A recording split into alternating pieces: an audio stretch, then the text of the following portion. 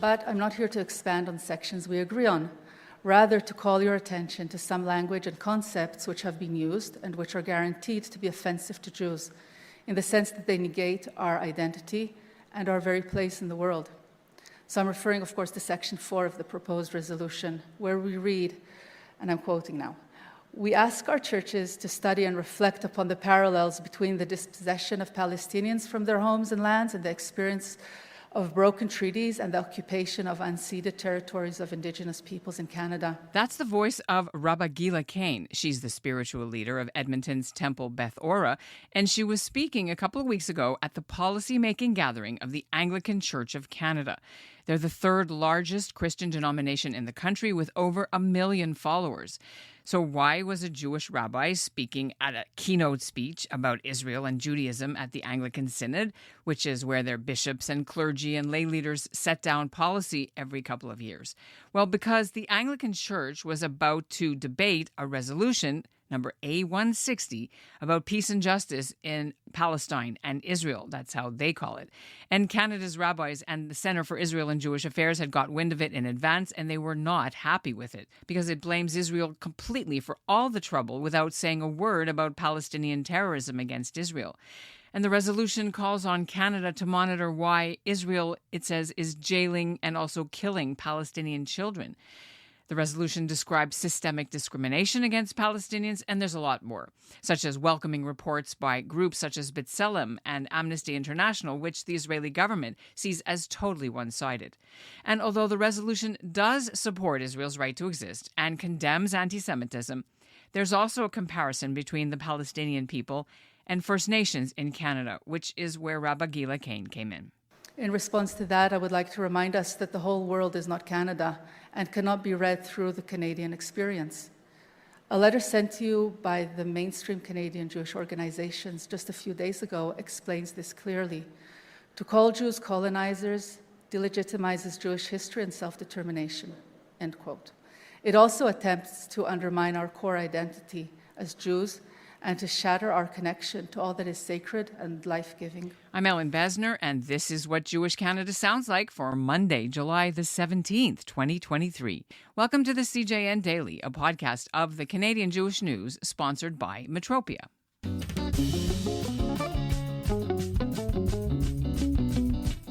The Anglican Synod had another resolution on the books about Jews, which just passed a day or two earlier, where they got rid of a long-standing prayer in their official hymn book that called for the conversion of Jews, and instead they replaced it with a new one, calling for reconciliation with the Jewish people.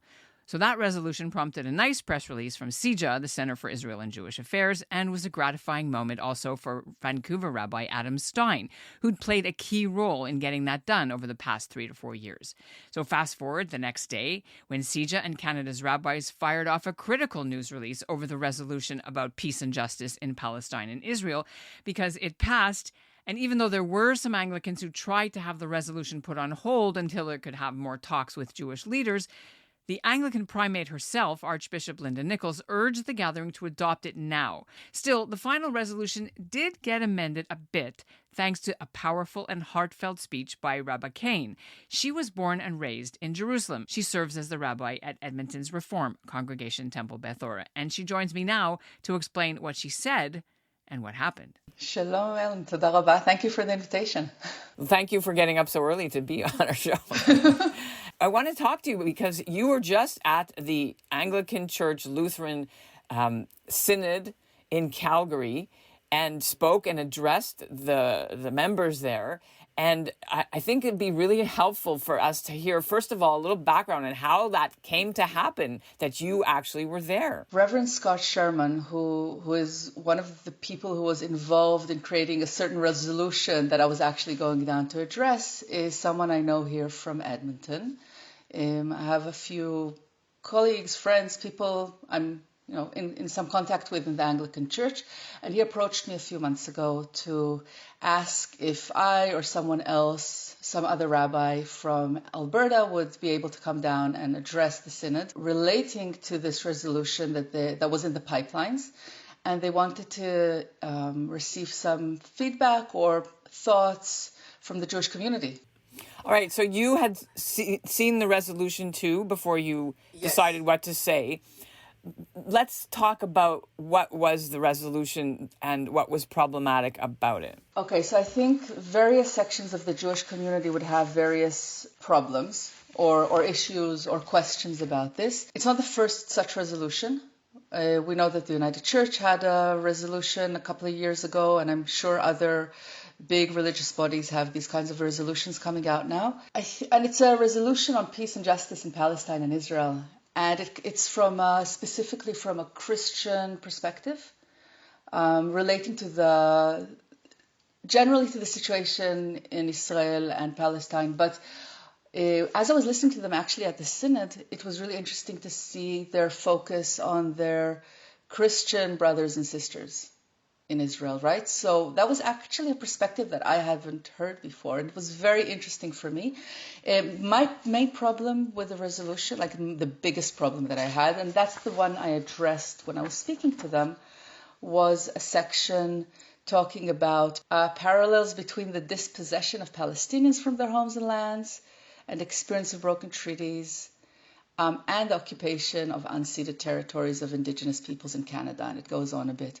Okay, I mean, on that point, they basically equated white supremacy and colonial settlerism with those languages, right? Those are the words. The settler colonial languages. Right, settler colonial language, how Canada and the European settlers dispossessed the First Nations here, to Jewish settlers dispossessing and the Palestinians.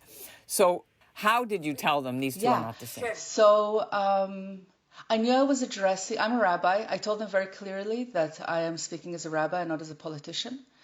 And I knew I was addressing a room of religious leaders.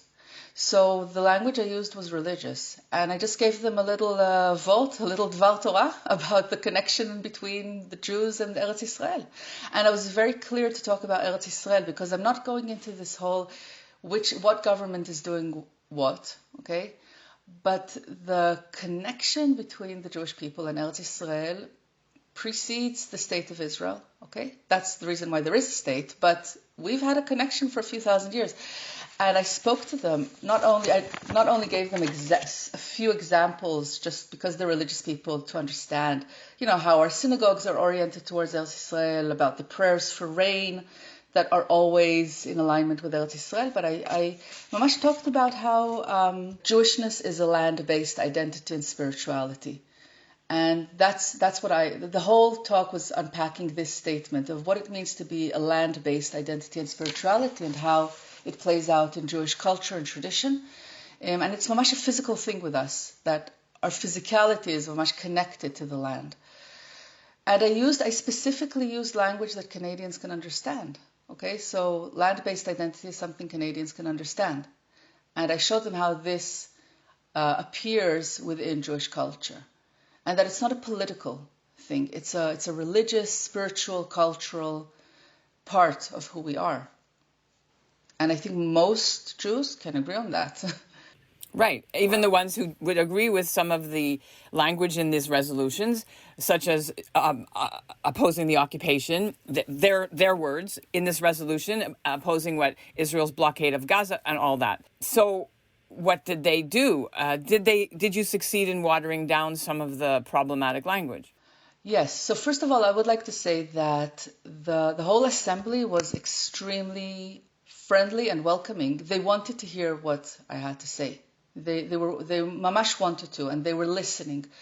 And I know they were listening because there were three people talking, and then there was time for two priests and then myself, one from the Anglican and one from the Lutheran traditions, and then I spoke.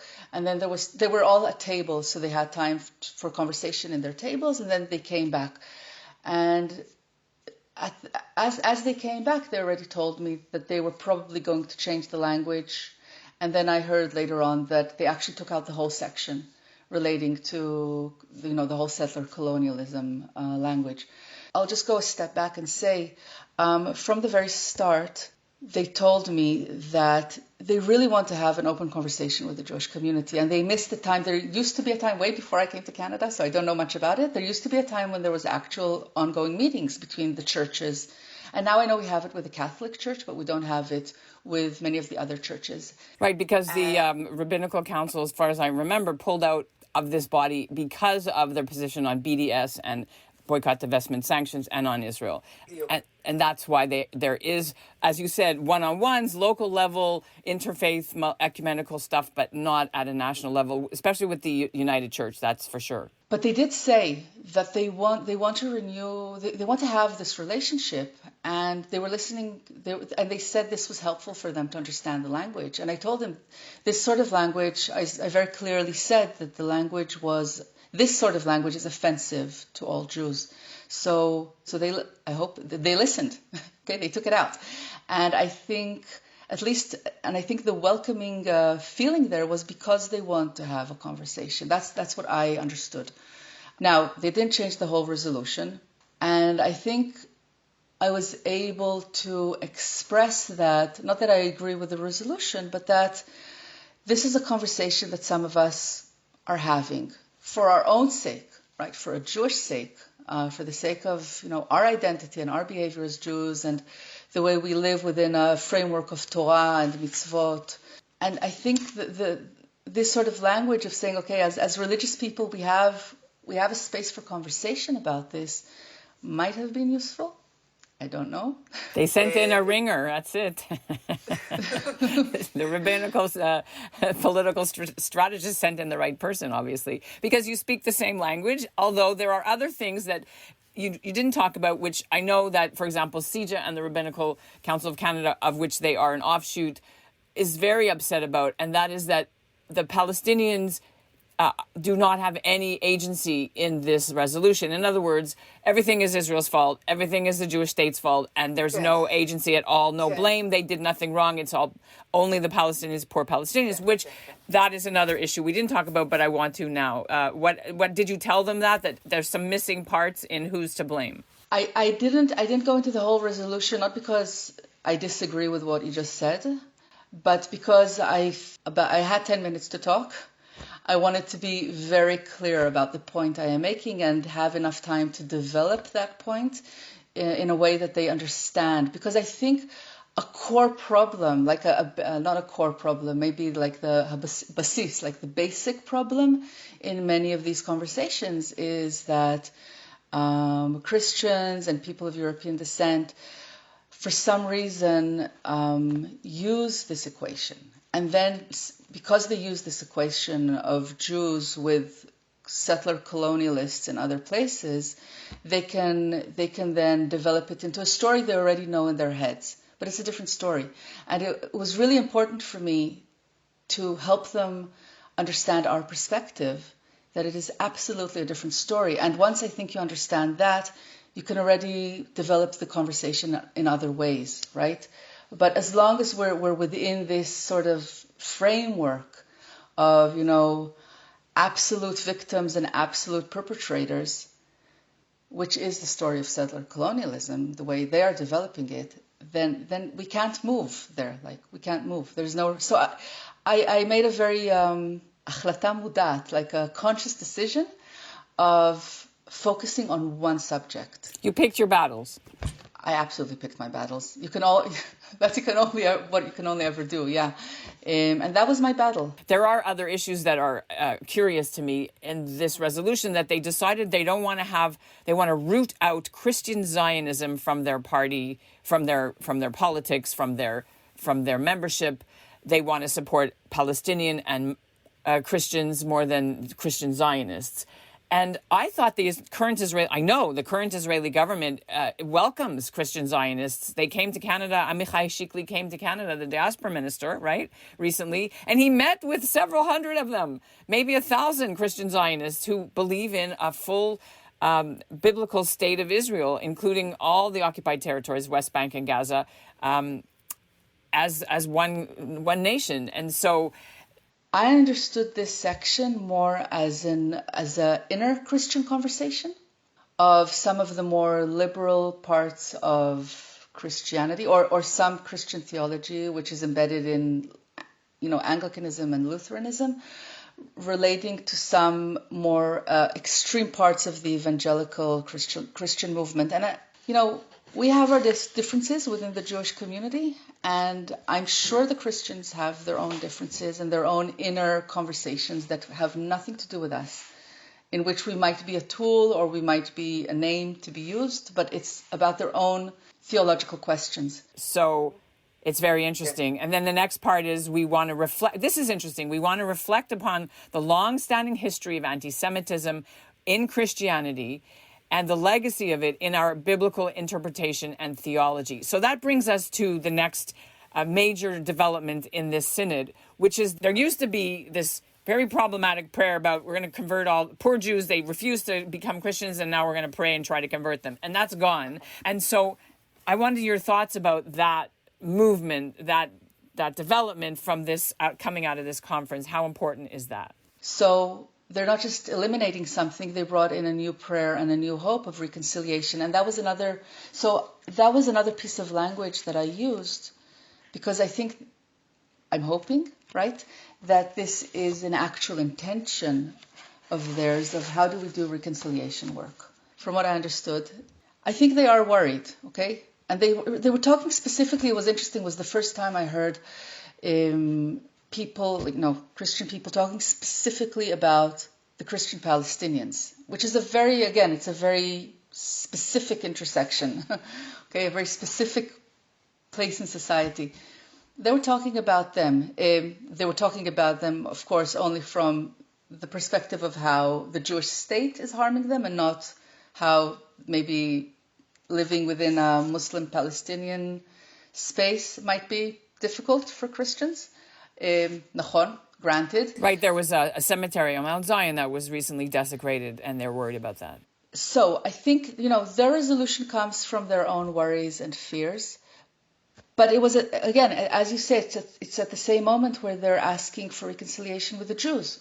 Okay? And I'm not sure it negates each other. And the question is how are we able as a Jewish community and want as a Jewish community to be part of this reconciliation work and come to it with an open heart and open mind, saying, look, we have our disagreements on many points in this resolution, but at least, and contrary to other resolutions that have happened over the past few years, at least they did come to us to hear our voice. And, it was, for me, it was scary, but also an honor to be there, to speak to all these people and to be listened to and to have them listen and, be open to learning a Jewish perspective on our relationship to the land. I think it's ongoing work. But, I'm talking to the Jews now, because this is who I'm talking to always. It's to us, to ourselves. How are we open to this conversation, and where do we want to be part of it?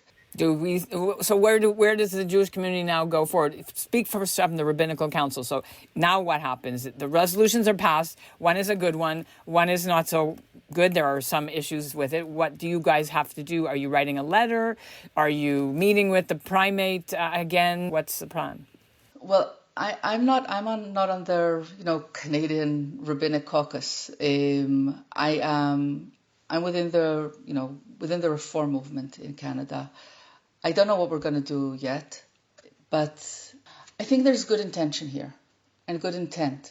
Okay, I think people came to us wanting conversation. I don't know if everyone in the Anglican Church, but some people in the Anglican Church, some people in the Lutheran Church want conversation. We'll see. I don't know. I won't speak for institutions because I'm not part of the big institutions, but I think they did, they extended a hand. We extended a hand back. Maybe we can go from there. Who knows? It's always worth a try. There was a thing that they talk here. They affirm the state of Israel's rightful place in the community of nations and recognize its legitimate security needs. So they're not saying Israel has no right to exist. So that's a win.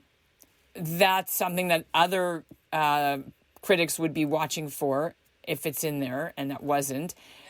And they also talk about, it's very helpful. Yeah, but then they talk about this. At the bottom, we join the World Council of Churches in recognizing that Israeli discrimination against Palestinians is overt and systematic against human dignity and 2022 suppression of some NGOs by Netanyahu's government. They didn't mention it, but we know what they mean. Without effective opposition is a bad example of human rights. So anyway, those are some good things, but also problematic things. Yeah, I don't know if you wanted to talk about those at all. Again, I'm only talking from a Jewish perspective and to ourselves. I think we need to ask ourselves some questions about the way the state of Israel is representing us. Okay? And I think we have a right as Jews to ask these questions because it's our country. It's our land, it's our country. We need to ask questions. And when certain governments behave in certain ways, we're allowed to ask questions about it. It's our people. Not because other people are asking questions, because it's us. It's our home. We need to keep our home clean. You did not go as a representative of the Rabbinical Council of Canada, or CIJA did not send you. This was your own initiative, or there was? They knew I was going. I was in conversation with CIJA. They knew I was going. But the people who approached me to go was the Anglican Church. They asked me, and then I was in conversation with my colleagues, with everyone, and everybody knew I was going. And I think I got Birkat HaDerech to go. I did. Because I asked very specifically. But the invitation came from that side and not from... Did the synod give you any gifts, or did you bring any gifts for them? Tell me what that was about. Yes. No. I actually got a gift. No, they were באמת lovely. They were באמת מאוד מאוד נחמדים. Thank you card. I got a beautiful little picture of Pigeon Lake, which is a lake here in the area between Calgary and Alberta and Edmonton. And they were just very welcoming. Like I can't. They were mamash thankful. Like they were thankful that I came. They said they wanted to hear what we were saying, what the Jews were saying. They listened. They were in conversation. So it felt very safe to be there. Really appreciate you being on the CJN Daily. It's been great to meet you. Thank you very much. Zalaba. Bakasha. And that's what Jewish Canada sounds like for this episode of the CJN Daily, sponsored by Metropia. Integrity, community, quality, and customer care. Today's listener shout-out goes to Barry Seltzer in Vaughan. And we'll end with a note that on tomorrow's show, you'll hear from the Anglican Archbishop Greg Kerr-Wilson, who moved the motion and why he brought it forward 20 years after his own trip to the land of Israel. It's a fascinating conversation. Here's a sneak peek. Thanks for listening. Because I think it's really important to put it this way, and I kind of wish we had changed in one of the other paragraphs farther down in the explanation. It said, recognizing that Israeli discrimination, and I think it would have been greatly preferable to say the government of Israel's discrimination, because for me that's a huge distinction, that there's many Israelis who disagree with Israeli government policy.